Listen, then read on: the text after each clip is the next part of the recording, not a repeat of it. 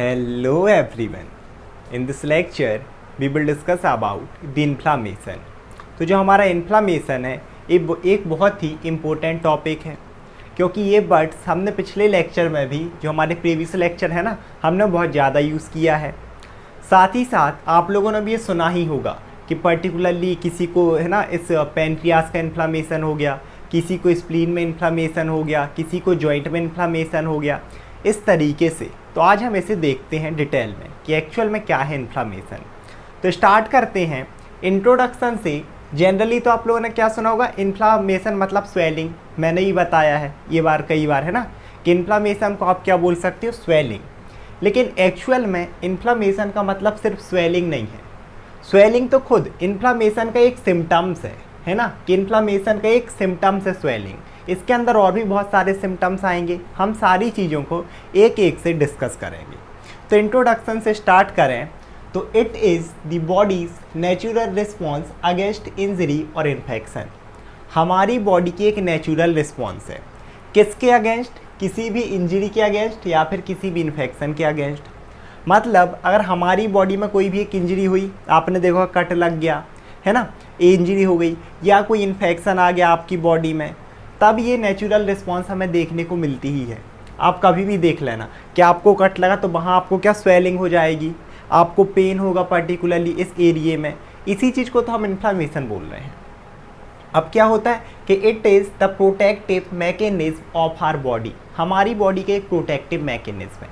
अब protective mechanism कैसे हुआ, भाई आपको एक इंजरी लगी, मान लो हाथ में है ना, छोटी सी इंजरी है।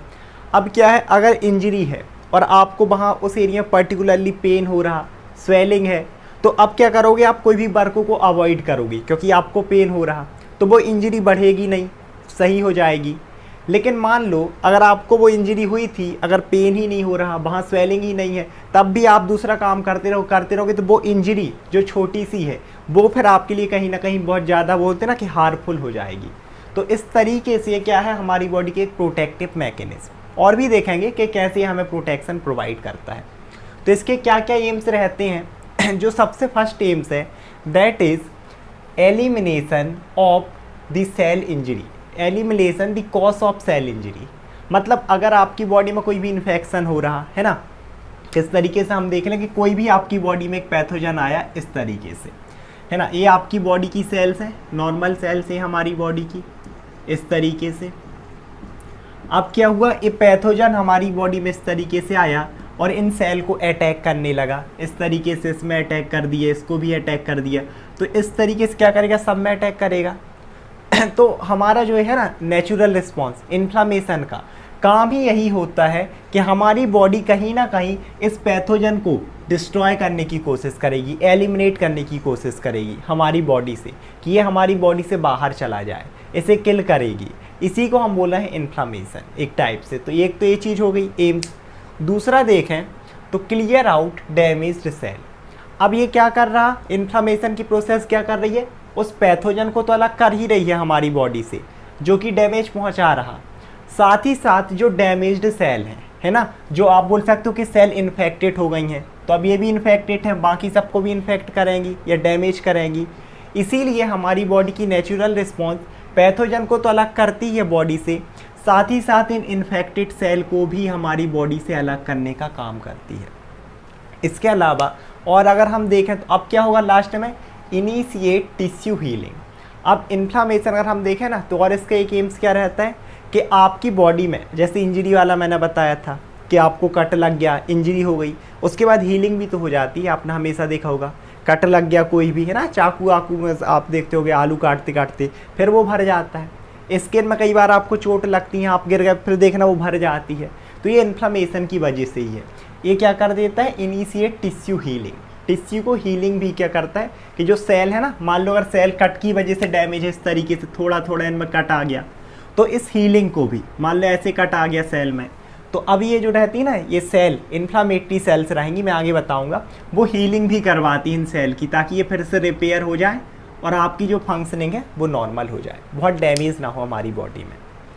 आगे देखते हैं इसके टाइप। तो मेनली हम इन्फ्लामेशन को दो टाइप में क्लासीफाइड करते हैं।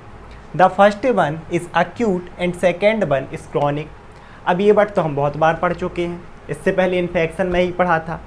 अक्यूट का मतलब होता है कोई भी चीज़ शॉर्ट टर्म के लिए, मतलब ये जो इन्फ्लामेटरी रिस्पॉन्स है ना बॉडी की, रैपिड होगी, साथ ही साथ थोड़े टाइम के लिए होगी।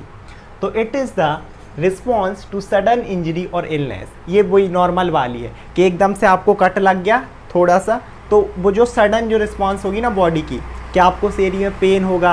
आपने कभी देखो कट लग जाता है तो वहाँ स्वेलिंग हो जाती है ना, एकदम सूजन आ जाती है। ये है आपका अक्यूट इन्फ्लामेशन। इसके अलावा last for few hours to few days, कुछ घंटे से लेके कुछ वो तक। छोटा सा कट लगा है अगर मान लो आपको, तो थोड़ी देर आपको पेन रहेगा, दर्द रहेगा, स्वेलिंग शाम तक ठीक हो गई। लेकिन कई बार आप गिर जाते हो, है ना, गाड़ी से गिर गए, स्पोर्ट इंजरी हो गई, तब जो इन्फ्लामेशन है वो थोड़े ज़्यादा टाइम तक रह सकते हैं ना, मान लो 3 दिन है, 4 दिन है, तब भी इसको हम अक्यूट में रखते हैं। 1 हफ्ता है तब भी हम अक्यूट में ही रखेंगे, क्योंकि उसके बाद ये क्या है, टेम्पररी है, तो उसके बाद ये चीज़ें ठीक हो जाएंगी। फिर आपको वहाँ स्वेलिंग नहीं रहेगी, वो ख़त्म हो जाएगी, पेन भी नहीं रहेगा, है ना, आपकी साथ ही साथ जो वो वुंड्स है ना, जो घाव है, उसकी हीलिंग भी हो जाएगी। आगे देखें तो हमारा इसके अलावा एक और इम्पोर्टेंट चीज़ जो लाइन यहाँ पर लिखी है, inflammatory sales move towards site of infection and start healing. अब इस चीज़ को समझो, मान लो यहीं पर इंजरी हुई थी, मैंने बताया गिरने की वजह से, तो अब हमारी बॉडी क्या करेगी, यहाँ इन्फ्लामेटरी सेल्स भेजेगी। इन्फ्लामेटरी सेल्स क्या, जो इन्फ्लामेशन करेंगी, ठीक है।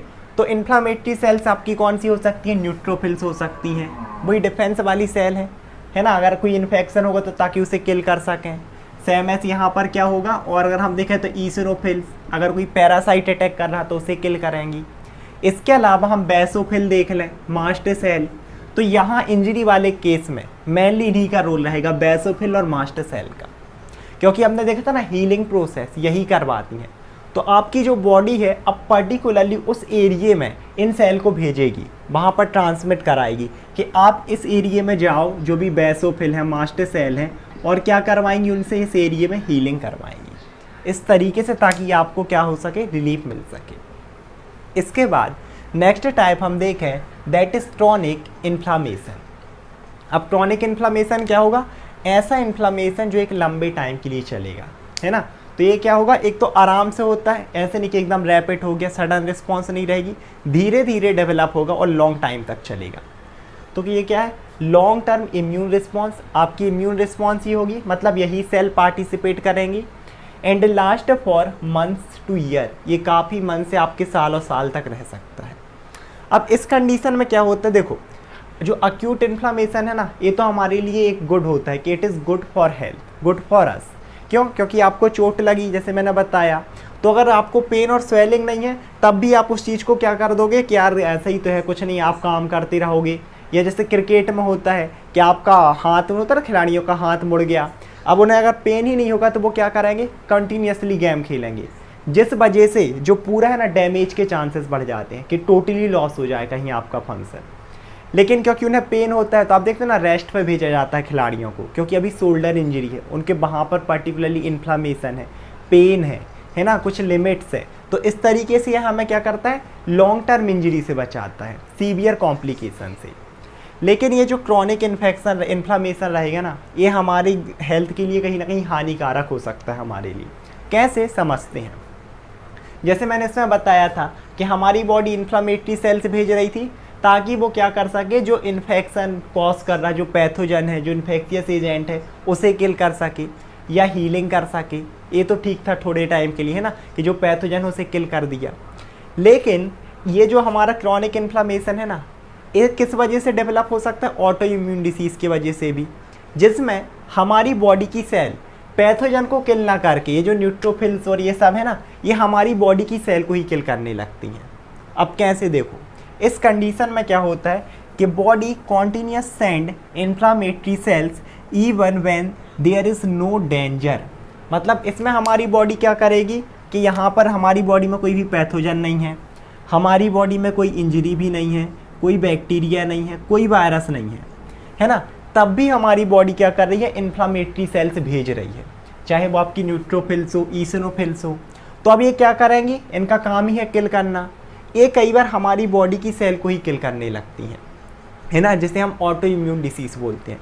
तो अब क्या होगा, कॉन्टीन्यूसली डैमेज पहुंचाएंगी जिससे हमें प्रॉब्लम आती है। अगर हम एग्जाम्पल की बात करें तो इसका सबसे अच्छा एग्जाम्पल है रेमेटॉइड अर्थराइटिस। तो फिर से वर्ड को तोड़ लो, आर्थर एंड आइटिस।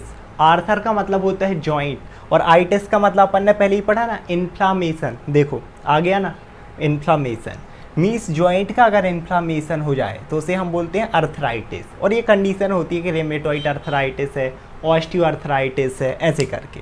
तो इस कंडीशन में अब क्या होता है कि जॉइंट में ना इन्फ्लामेशन, ये चीज़ आपने बहुत सुनी होगी कि ऑस्टियोआर्थराइटिस हो गया, रेमेटॉइड अर्थराइटिस हो गया। इस कंडीशन में क्या होता है कि हमारी बॉडी में कोई भी पैथोजन होता नहीं है, एक्चुअल में होता है auto immune disease. Auto immune disease ये मैंने डिटेल में अलग से पढ़ाया है ना, जिसमें क्या होता है कि हमारी बॉडी की सेल्स खुद हमारी बॉडी की सेल्स को ही डिस्ट्रॉय करती हैं।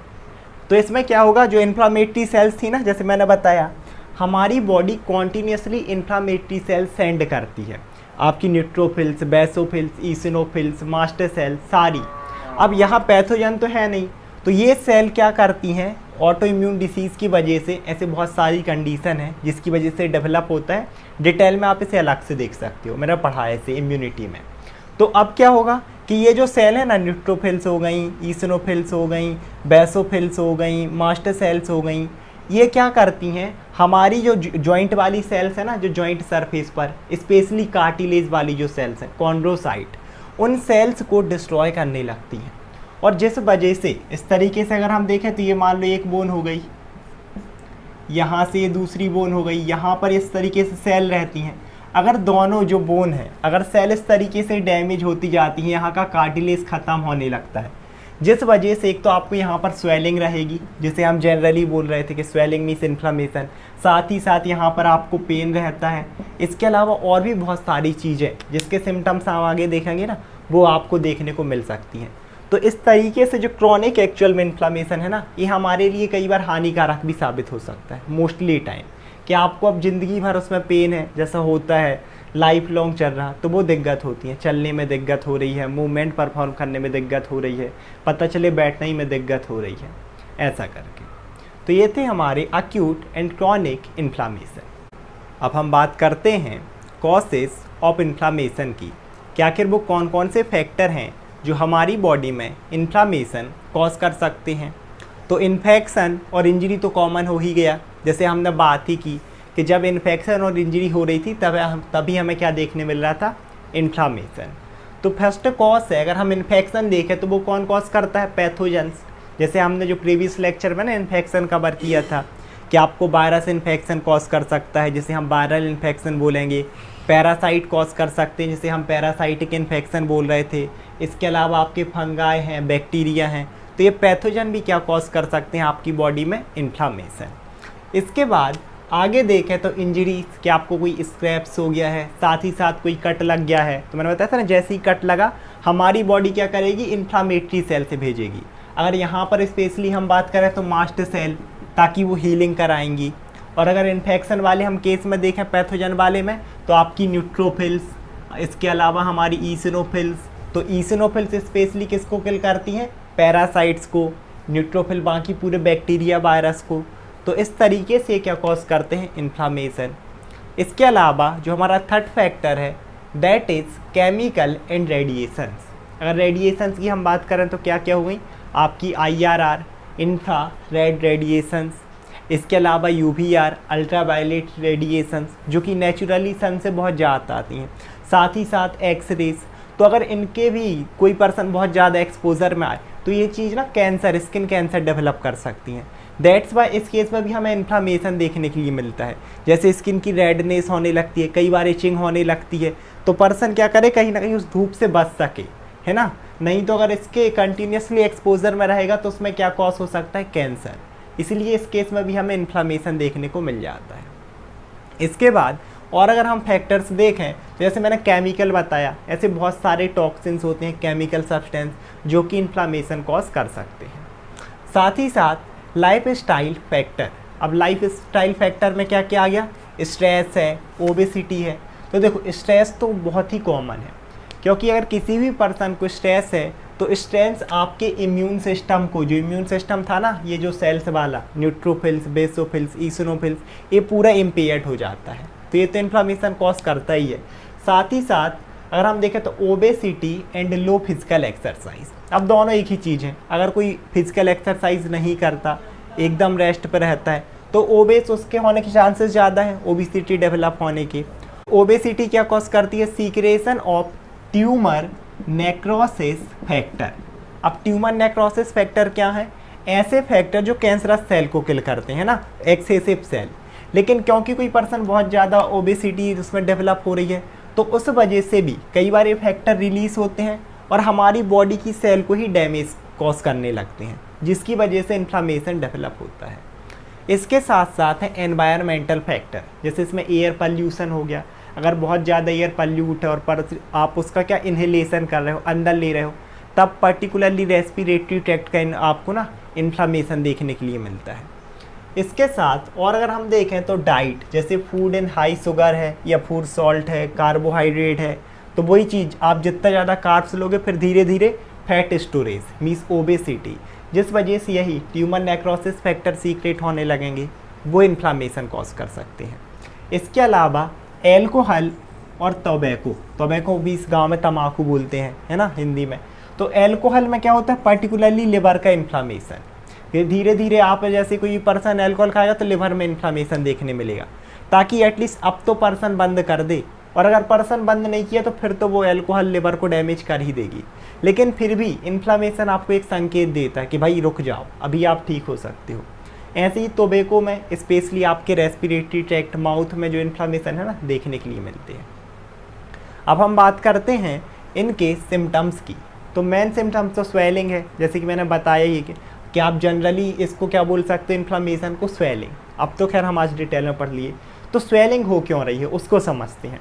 तो जैसे मैंने बताया कि ये मान लो हमारी बॉडी की नॉर्मल सेल है, इस तरीके से ये हमारी बॉडी की है नॉर्मल सेल। अब क्या हुआ कि यहाँ पर आ गया, पर्टिकुलरली यहाँ पर आ गया पैथोजन। यहाँ क्या आ गया? पैथोजन। ठीक है, तो क्या होगा? जैसे ही पैथोजन आएगा, चाहे फंगस, बैक्टीरिया, वायरस हो, हमारी बॉडी क्या सेंड करती है? मान लो यहाँ पर ब्लड वेसल है, यहाँ से इन्फ्लामेटरी सेल कौन कौन सी? वो न्यूट्रोफिल्स हो गई, वो बेसोफिल्स हो गई, और इसके अलावा हम देखें तो मास्ट सेल हो गई, और कौन कौन सी सेल्स हो गई? आपकी ईसिनोफिल्स हो गई। ये सारी सेल यहाँ पर सर्कुलेशन इनका बढ़ जाएगा, बहुत ज़्यादा अमाउंट में क्या होने लगेंगी? इस तरीके से यहाँ पर सीक्रेट होने लगेंगी, यहाँ ताकि इसको कवर कर सके और इसे डिस्ट्रॉय कर सके। तो इस वजह से अब यहाँ पैथोजन भी अपना नंबर बढ़ाता है हमारी बॉडी में, जैसे ही आता है मल्टीप्लाई कर करके। तो बहुत सारे पैथोजन, बहुत सारी सेल जैसे ही आपस में लड़ेंगी, साथ ही साथ ये कुछ केमिकल सब्सटेंस सीक्रेट करती हैं इन्हें किल करने के लिए। पैथोजन भी कुछ केमिकल सब्सटेंस सीक्रेट करेगा बाकी सेल को किल करने के लिए। तो एक तो यहाँ पर बहुत सारा फूड एक्यूमुलेट हो जाएगा, साथ ही साथ खुद ये सेल, कुछ सेल हमारी डेड होंगी, कुछ पैथोजन डेड होंगे। जैसे मैंने मैकेनिज्म ऑफ न्यूट्रोफिल्स वाला बताया था कि कई बार पस का फॉर्मेशन हो जाता है ना, आपने देखा भी होगा, आपको कोई फोड़ा हो जाए, बूंड्स हो जाए, कई बार उसमें पस बन जाता है, तो वो भी एक इन्फ्लामेशन का ही सिम्टम्स है। तो यहाँ पर इस तरीके से अब ये इकट्ठा होता जाएगा तो स्वेलिंग, है ना, आपको सूजन देखने के लिए मिलती है। तो एक सिम्टम्स है स्वेलिंग। इसके अलावा हम देखें तो रेडनेस क्यों हो रही? भाई सर्कुलेशन बढ़ रहा है ना, चाहे न्यूट्रोफिल्स और बेसोफिल्स, और अगर ये सारी सेल बढ़ रही हैं तो आरबीसी भी तो बढ़ेंगी, इनको क्या देने के लिए? न्यूट्रिएशन देने के लिए, इनके साथ साथ आरबीसी भी जाएंगी। तो यहाँ पर जब ये सारी सेल जा रही हैं, दैट्स वाई अगर सुपरफिशियल है तो आपको वहाँ पर रेडनेस दिखाई देती है, जो कि आपने देखा भी होगा चोट वोट लगने पर या कोई आप छिल जाए तब इन कंडीशन में। इसके साथ आगे देखें तो हीट। अब हीट भी यही है, क्योंकि उस एरिया में पर्टिकुलरली सर्कुलेशन बढ़ रहा है, एक्टिविटीज़ बढ़ रही हैं, दैट्स वाई वहाँ पर आपको हीट, हल्का सा वो एरिया आपको गर्म लगता है बाकी एरिया के कंपेरिजन में। साथ ही साथ हीट से आप याद रख सको ना, तो फीवर भी डेवलप हो सकता है। फीवर भी एक सिम्टम्स है किसका? इन्फ्लामेशन का। आपकी पूरी बॉडी में फीवर भी आ सकता है पेन के साथ साथ। तो नेक्स्ट सिम्टम्स खुद पेन है। अब पेन क्यों हो रहा? क्योंकि जब यहाँ पर आपकी सेल डैमेज हो रही हैं इन्फेक्शन की वजह से, या डायरेक्टली अगर कट लगता है ना, तो उस वजह से तो नर्व एंडिंग डायरेक्टली स्टिमुलेट हो गई, और इन्फेक्शन की वजह से क्या? स्वेलिंग हुई। स्वेलिंग से जो चीज़ होती है फिर प्रेशर डेवलप होता है, तो जो प्रेशर रिसेप्टर हैं वो स्टिमुलेट होंगे, फिर नर्व के थ्रू सेंसेशन आपके ब्रेन में जाते हैं, जिस वजह से आपको ना पेन फील होता है। इसके बाद आगे देखें तो जो लास्ट सिम्टम है that is loss of function, क्योंकि इतनी इंजरी हो रही है, इतना पेन हो रहा, तो आपको लॉस ऑफ फंक्शन मिलता ही है। कई बार आपने कहा शोल्डर इंजरी हो जाए किसी पर्सन में, तो फिर वो शोल्डर ही काम नहीं कर रहा, फंक्शन परफॉर्म नहीं कर पा रहा। इस तरीके से क्या होता है कि लॉस ऑफ फंक्शन देखने मिलता है due to swelling as well as damage और इन पेन के वजह से उस पर्टिकुलर एरिया का फंक्शन लॉस हो जाता है एक टेम्प्ररी टाइम के लिए, ताकि आपको आपके अच्छे के लिए ही है, क्योंकि वहाँ पर आपके फंक्शन लॉस हो गए, आप फंक्शन परफॉर्म नहीं करोगे, 4 दिन बाद वो चीज़ सही हो जाएगी। अगर ऐसा नहीं होता, आप कंटिन्यूसली फंक्शन करते रहते, वो कम्प्लीटली डैमेज हो सकता था लाइफ टाइम के लिए, जो कि एक बहुत ज़्यादा कॉम्प्लिकेशन हो जाता। अब हम बात करते हैं मैकेनिज्म ऑफ इन्फ्लामेशन की, कि एक्चुअल में हमारी बॉडी में किस तरीके से इन्फ्लामेशन डेवलप होगा, जिसकी हमने सिम्टम्स देखे थे ना कि स्वेलिंग, पेन, इसके अलावा हमने देखा था कि वहाँ पर हीट, ये चीज़ें किस तरीके से डेवलप होंगी। तो सबसे पहले तो क्या होगा कि हमारी बॉडी में या तो कोई इन्फेक्शन आएगा, है ना, मतलब कोई भी वायरस, बैक्टीरिया, पैथोजन, कॉज से ही स्टार्ट करेंगे हम, जैसे कॉज देखे थे, या फिर कोई इंजरी हो जाए, तो क्या हो, टिश्यू इंजरी या फिर टिश्यू में कोई इन्फेक्शन हो, जिसकी वजह से अब या तो चाहे वो इंजरी हो या फिर कोई इन्फेक्शन हो। इंजरी है तो सिंपल सी बात है, सेल को डैमेज कर ही देगी, जैसे कोई कट है। इसके अलावा अगर कोई इन्फेक्शन है, कोई बैक्टीरिया है, पैथोजन है, तब वो भी क्या करेंगे, हमने देखा था कि अगर हमारी ये नॉर्मल बॉडी की सेल है इस तरीके से, तो चाहे वो कट लगे तो भी सेल डैमेज होनी है। अगर पैथोजन कोई आया है, वो भी इन्हें क्या करने लगेगा, डैमेज करने लगेगा। तो आपकी किस में डैमेज होगा, सेल में, या फिर आप बोल सकते हो टिश्यू में। अब उसी टाइम पर जो हमारी डैमेज्ड सेल है, इस तरीके से मान लो डैमेज सेल, ये भी डैमेज है, डैमेज है, डैमेज है, तो ये सेल क्या करती है, कुछ केमिकल सब्सटेंस सीक्रेट करती हैं। इस तरीके से कुछ केमिकल सब्सटेंस क्या होंगे, यहाँ से सीक्रेट होंगे। वो केमिकल सब्सटेंस कौन कौन से हो सकते हैं, आपका प्रोस्टाग्लैंडिन है, ब्रेडिकाइनिन है, इसके अलावा हम और देखें तो हिस्टामीन है, हमने देखी थी ना ये सारी चीज़ें। अब स्पेशली अगर हम बात करें प्रोस्टाग्लैंडिन की, तो ये यहाँ पर इस कंडीशन में क्या कॉज करवाएंगे, ये बाकी के भी जितने सब्सटेंस हैं, वैसोडाइलेटेशन। वैसोडाइलेशन का क्या मतलब है, वैसो एंड डायलेशन। वैसो मतलब blood vessel, dilation means dilate करना, मतलब यहाँ पर जो ब्लड वेसल होंगी ना, अगर हम देखें इस तरीके से अगर इतना डायमीटर है, तो ये डायमीटर को इंक्रीज करवा देंगे, मीन्स इस ब्लड वेसल का डायमीटर अब क्या होगा, यहाँ पर बढ़ने लगेगा। इस चीज़ को बोला जाता है वैसोडाइलेटेशन। वैसोडाइलेशन, वेसल का डायलेशन होना। अब ये क्यों हो रहा, ताकि यहाँ जितना ज़्यादा वैसोडाइलेशन होगा, है ना, उतनी ही ज़्यादा वाइट ब्लड सेल्स यहाँ पर अट्रैक्ट होंगी, उतने ही ज़्यादा अमाउंट में, क्योंकि ब्लड वेसल में ही है ना वाइट ब्लड सेल्स, WBC और भी जो डिफेंस वाली सेल हैं। इस तरीके से तो क्या होगा, और एक तो इन्हें क्या किया, वैसोडाइलेशन कॉज किया, जिस वजह से यहाँ पर क्या होगा, attraction of white blood cells towards the infected site. जो हमारी WBC से ना, मान लो ब्लड वेसल में यहाँ पर है, ये WBC हमारी पूरी ऐसे ब्लड वेसल में मान लो घूम रही, तो अब क्या होगा कि यहाँ पर WBC का अट्रैक्शन होने लगेगा, जहाँ पर ये हमारा इन्फेक्टेड रीजन चल रहा, मान लो जहाँ पर इस तरीके से बहुत सारे पैथोजन है या फिर इंजरी है। तो अब क्या करेंगी, वाइट ब्लड सेल जैसे ही यहाँ पर जाएंगी, इनने देखा कि यह है पैथोजन, तो हमारी WBC इस पैथोजन को किल करने लगती हैं। जैसे हमने देखा था ना, न्यूट्रोफिल्स थ्रू फैगोसाइटोसिस करेंगी, ईसोनोफिल्स हैं तो कुछ केमिकल सब्सटेंस सीक्रेट करके किल करेंगी स्पेसिफिकली पैरासाइट को। तो यहाँ पर हमें फैगोसाइटोसिस वाली प्रोसेस ज़्यादा देखने के लिए मिलती है, चाहे वो मैक्रोफेजेस करें, चाहे वो हमारी क्या करें। इसके बाद हमने देखा था मोनोसाइट, साथ ही साथ न्यूट्रोफिल्स। फैगोसाइटोसिस का क्या मतलब है कि पैथोजन को एनगल्फ करके किल करना। तो ये क्या करती हैं, WBC destroy pathogen by phagocytosis, इस तरीके से उन्हें क्या करती हैं, किल करती हैं। इसके बाद आगे देखें तो और यही क्या करेंगी, कॉज स्वेलिंग, पेन एंड पस। अब देखो, जब इनके बीच में लड़ाई हो रही है, मान लो इस तरीके से WBC हैं, ठीक है, ऐसे बहुत सारी WBC हो गई, उसी के अगेंस्ट में यहाँ पर हमारे पैथोजन हैं इस तरीके से। अब जब ये आपस में लड़ रहे हैं, कुछ सब्सटेंस इनने सीक्रेट किए, कुछ इनने किए, कुछ इनने किए, कुछ इनने, इस तरीके से दोनों तरफ से कुछ हमारी WBC भी किल होंगी, हमारे बहुत सारे पैथोजन भी किल होंगे। इस तरीके से यहाँ पर क्या हो जाता है, एक तो बहुत सारे केमिकल इकट्ठे हो गए, फ्लूइड इकट्ठे हो गए, साथ ही साथ ये सेल खुद मर भी जाएंगी, और यहीं पर फॉर्मेशन होने लगता है पस का। मैंने बताया था ना न्यूट्रोफिल्स वाले में मैकेनिज्म ऑफ एक्शन में फॉर्मेशन ऑफ पस होता है। तो इस तरीके से यहाँ पस का फॉर्मेशन हो जाएगा, स्वेलिंग हो जाएगी, आपको पेन देखने के लिए मिलेगा क्योंकि सेल डैमेज हो रही है। और इसी चीज़ को तो हमने बोला इन्फ्लामेशन। इस चीज़ से हमें क्या पता चल जाएगा इन्फ्लामेशन से कि हमारी बॉडी में कोई ना कोई गड़बड़ तो है ना। मीन्स यहाँ तो कोई इंजरी है या कोई पैथोजन आया है जो कि हमारी बॉडी को डैमेज पहुँचा सकता है। इसके बाद अब हम देखते हैं मैनेजमेंट कि किस तरीके से हम इसे मैनेज करें। तो कॉज देख लो, कॉज क्या क्या थे कि डाइट अगर प्रॉपर नहीं थी उस वजह से इन्फ्लामेशन हो रहा था। जो ओबेस पर्सन है, जिनमें ओबिसिटी ज़्यादा है, बहुत ज़्यादा कार्बोहाइड्रेट या फैट ले रहे हैं, तो एक हेल्दी डाइट, आप ऐसी डाइट लें कि जिसमें एकदम ऐसा ना कि फैट वाली डाइट ले रहे हैं या सिर्फ कार्बोहाइड्रेट वाली, प्रॉपर डाइट लें। साथ ही साथ एक्सरसाइज। एक हमने देखा था ना कि एक पर्सन है कि एकदम कंटिन्यूसली रेस्टिंग में है, वर्कआउट ही नहीं कर रहा, जिस वजह से ओबेस हो रहा। और ओबेसिटी के कारण हमने देखा था ट्यूमर नेक्रोसिस फैक्टर निकल रहे थे जो कि इन्फ्लामेशन कॉज कर रहे थे, सेल को डैमेज कर रहे थे। तो सबसे अच्छा कि आप प्रॉपर एक्सरसाइज करते रहो, है ना। फिजिकली आप रनिंग, वॉकिंग, जॉगिंग जो आप करना चाहो। इसके अलावा देखें तो स्ट्रेस भी कॉज कर रहा था इन्फ्लामेशन, तो आप स्ट्रेस मैनेजमेंट, स्पेशली अपने आप को स्पोर्ट्स में मैनेजमेंट रखो, है ना, मैनेज करके रखो। स्पोर्ट्स हैं बहुत सारे, बैडमिंटन खेलो, सिंगिंग करो, अंताक्षरी खेलो, कुछ भी करो, मेडिटेशन है, योगा है। इस तरीके से आप स्ट्रेस मैनेजमेंट करेंगे तो भी इन्फ्लामेशन से बच सकते हैं। साथ ही साथ स्मोकिंग को अवॉइड करो, एल्कोहल, है ना, हमने देखा था कि एल्कोहल और स्मोकिंग भी इन्फ्लामेशन कॉज कर रही थी, तो आप इन चीज़ों से बचो। साथ ही साथ जो ट्रैफिक में होता है ना कि पॉल्यूशन ज़्यादा है, तो आप पर्टिकुलरली मास्क का यूज़ करें क्योंकि यार पॉल्यूटेड एयर जाएगी, वो भी इन्फ्लामेशन कॉज कर रही थी। तो इस तरीके से आप प्रिवेंट कर सकते हो।